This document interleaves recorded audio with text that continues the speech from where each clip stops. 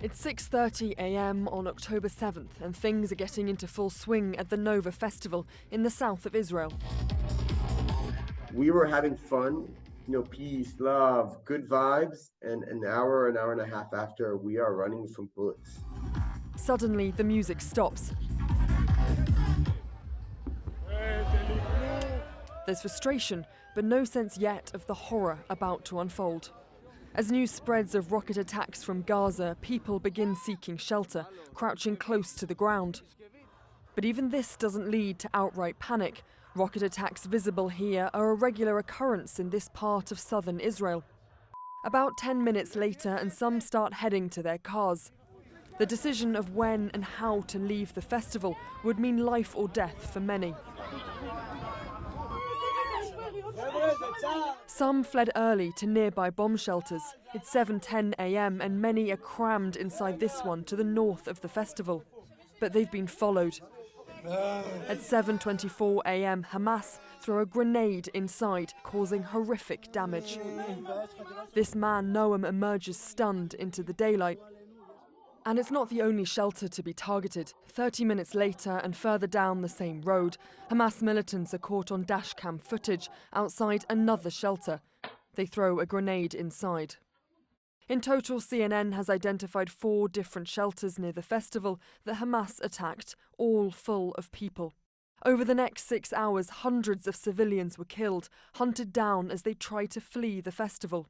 By examining over 50 videos of that morning and speaking to 12 survivors, CNN has established that Hamas surrounded the festival, blocking 3 approaches to the south, north and west, forcing people to flee across the fields to the east. Even then, they were hunted. It's now 8:15 a.m. and Gal Buchspan survives along with others by running across the fields. He's pictured here in the white t-shirt. Local police and security told them to drive east across rough land due to roadblocks on the main road, but many end up fleeing on foot. We were like ducks. It was like a range. People were running in their hundreds. And you can hear the bullets coming. Were you seeing anyone get shot? Yeah, you can see people fall.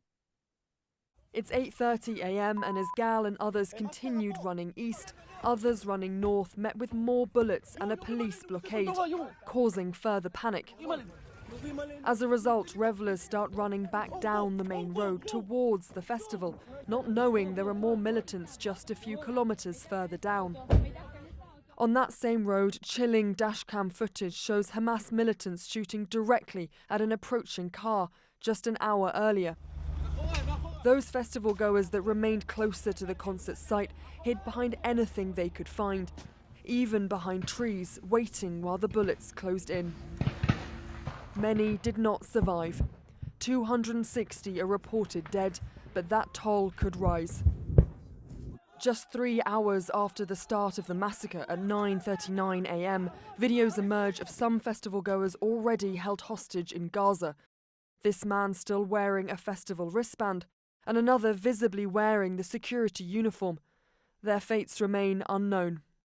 Gal and others are still processing the trauma of what they went through. I know people who were like 12 hours in bushes and they didn't move.